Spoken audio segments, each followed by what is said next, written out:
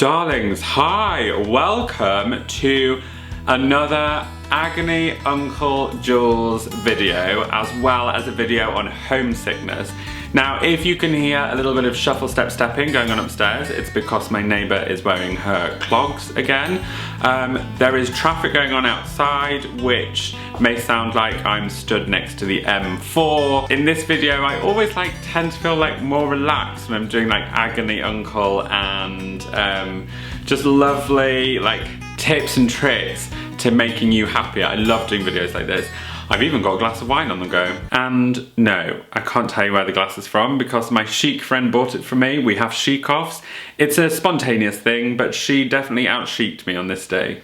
So, homesickness. It's a pretty weird thing and it can come from nowhere. I first properly experienced homesickness in my first year of uni, and I remember waking up and looking out of my halls and over Manchester and seeing all the Pennines and everything, and I was like, I miss home, I just want to be at home. And that was, God, I was 18 then, and now I'm 30, and even now I still feel it. I woke up this morning and I was just making coffee and I was like, I really miss Ken and Sheila, and I miss home. And I think last night I got the bus home and everyone on the bus was really rude, and London can be quite tough sometimes, and I'm like, oh, do I even want to live in this city? I'm not sure. But then I'm like, yes, I do want to live here. I have loads of friends here. I love it. So I play this constant battle. But I have been contending with homesickness for a long time, and I figure if you're 18, 19, or even if you're just starting to feel it, if you've just moved overseas and you're thinking, what the hell am I feeling? I thought I have some little pointers that might be able to help you along the way. So the first one is to recognize that you are suffering with homesickness, and it is a thing. Homesickness is a bit like jet lag. You can't put your finger on why you're feeling weird. When you first experience it, you're like, I feel like I'm missing something. I feel like something's not there. I feel like, there's somebody or something missing from my life, and that, that's your people back home. But I think the first thing to do is it's okay to have homesickness. It's totally fine. Everyone suffers with it, and it just shows that you really love your family, your friends, or whoever it is that you're missing. It just shows that you love them more. It doesn't mean to say that you're in the wrong place. It doesn't mean to say that you're doing the wrong thing, but I guess the universe is telling you to recognize that you do miss them and you do love them and they love you back, and that's a really important bond, and you're not supposed to miss out on that. Usually when there's homesickness going on, it's because you've just come back from home, or maybe something in the location that you're in isn't right. So I've come back to London and maybe my house isn't as nice as mum and dad's house, or I live on my own now, and I guess I'm missing their company, and I'm just missing company. So for me, I've overcome that by pottering around the house, changing things about, making it look all lovely so I'm happy at home, and then just calling people and calling friends and making plans. So just recognize why you're feeling homesick and then try and identify it, because it is totally conquerable. I'm desperately trying to fall back in love with London, and I am succeeding. The other day I sat on Time Out and googled great places to go for friend dates and great things to do in London. A lot of them I've done already, but loads of things that are new have happened. So if you are back at uni and you're in your city, why don't you just be a tourist? Find things that you haven't done before and explore and adventure, and definitely make some, do it with friends, do it with new friends. Sadly, this is a really shit honest truth. When you break up with someone, I've lost a whole batch of friends that I'm sure I can speak to them, but you can't speak to them, and I'm oh, I've got this void in my life that I used to fill with someone, and so I'm trying to fill it with other friends and other things, and I'm trying to make new friends. I met this guy randomly in an interior shop, and I think he's really cool, and I want to hang out with him. I don't fancy him, I don't want to be his boyfriend, but I do just want to hang out and grab coffee. So if you see someone that you want to hang out with, just start hanging out with them, because that will help with your homesickness, because it means that you're forming more roots in where you are, which will then help you heal the pained roots of where you're missing. Another great tip is to still speak to your friends from home and maybe plan some trips so you've got things to look forward to. Obviously, I completely understand, like when I lived in Australia, I couldn't see my family and that was really tough. So planning trips like that are harder, but even planning a trip to somewhere else or planning a holiday or having something to look forward to is a really great way to kind of overcome this lull, this feeling of like deflation. Today I messaged a couple of friends up north and I'm planning on going to see them, and they're like, yeah, you come and see my new house and come and see this, and I'm like, oh great, and it's exciting, and then you feel like your home is closer because I know that I'm going in X amount of weeks, so I'm not kind of lulling and getting depressed about it. So yeah, plan a trip, even if it's back home or with a friend from home or with a new friend that you're showing home or with a new friend that you're going for.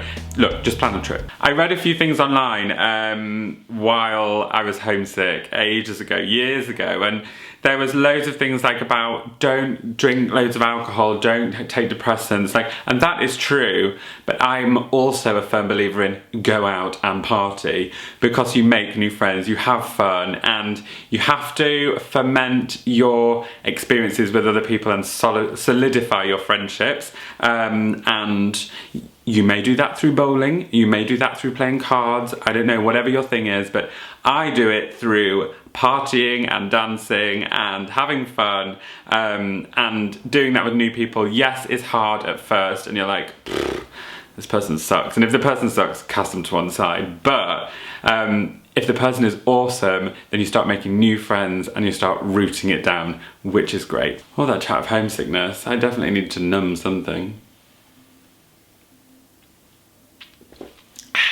Okay, so time for another installment of Agony Uncle Jules. This one comes... I'm not actually going to read the email address because that would be completely barbaric.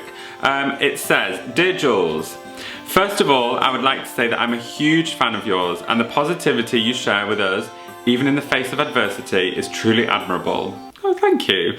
Your outlook on life has allowed me to objectively reevaluate my life in the hopes of achieving a positive, kind and earnest life. Yes, love. Now to the problem. I have been in a relationship with the same man for a bit more than 3 years, long distance for 2 out of the 3 years as I moved to Switzerland for my masters and he remained in the US to continue his training.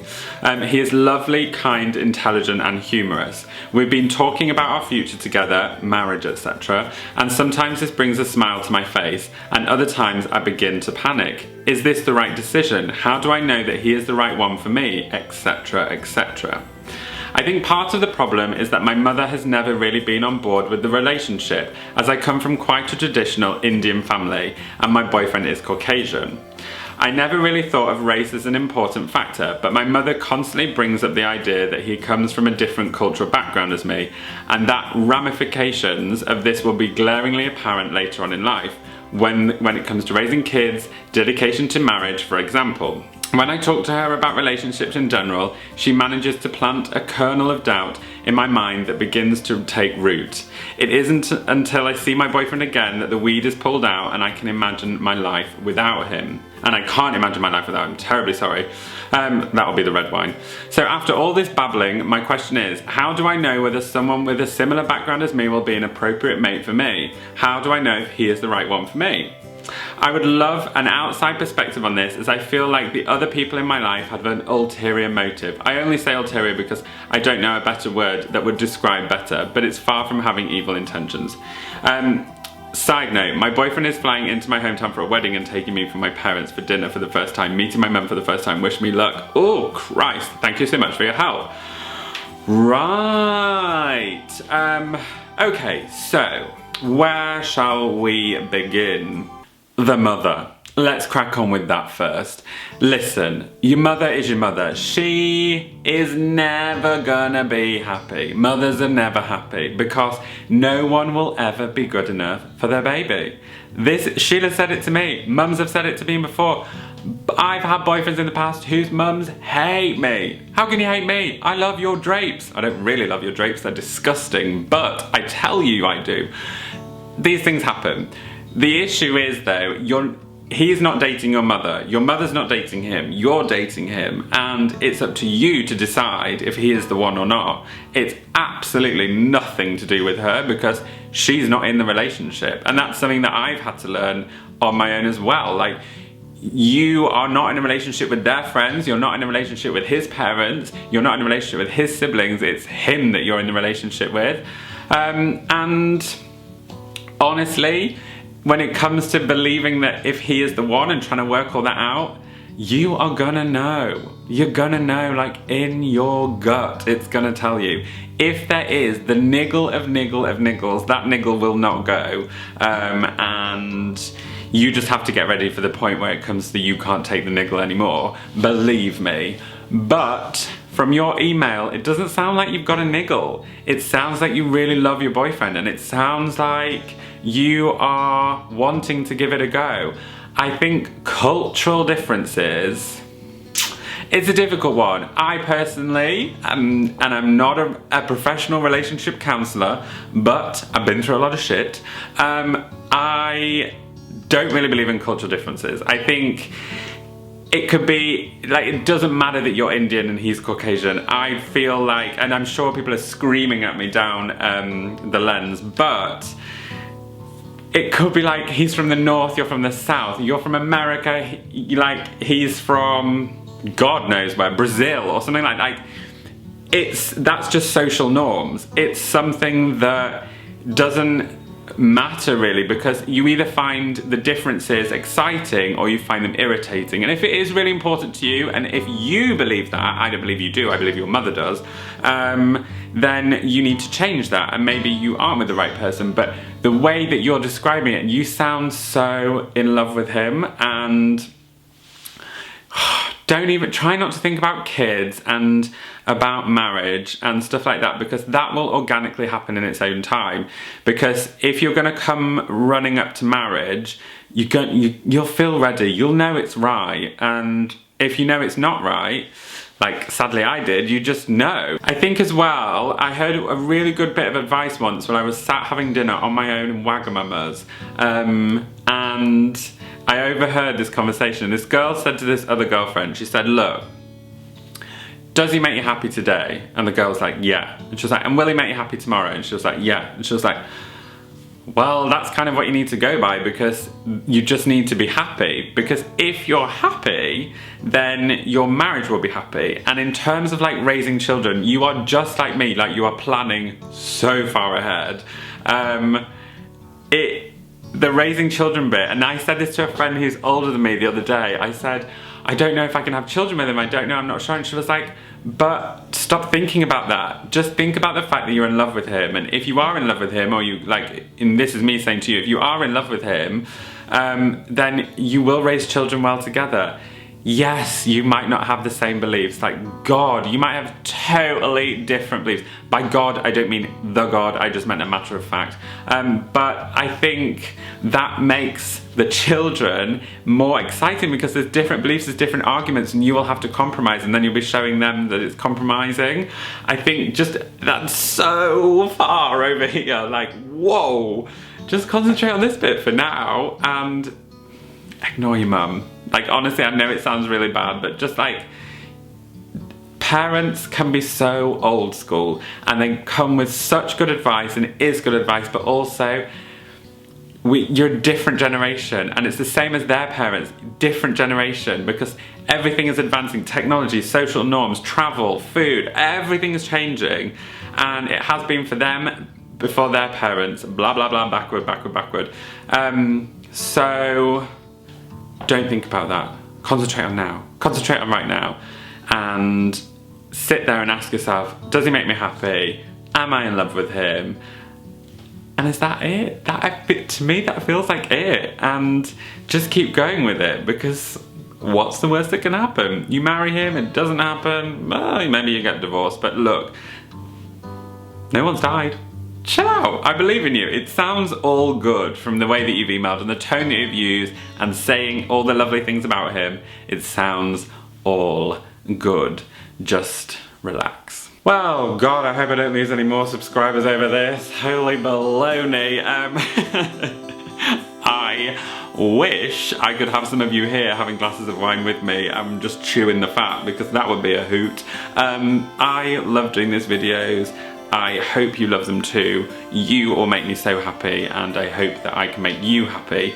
If you have a problem that maybe you want me to give my opinion on, please email it through to julesvonhep@outlook.com. If you want to see me make more videos, please spread the love and get the subscribers up, and let's get this show on the road. I've loved having you with me. I love doing these videos. I hope it's a corker, and I'll see you next time. Bye.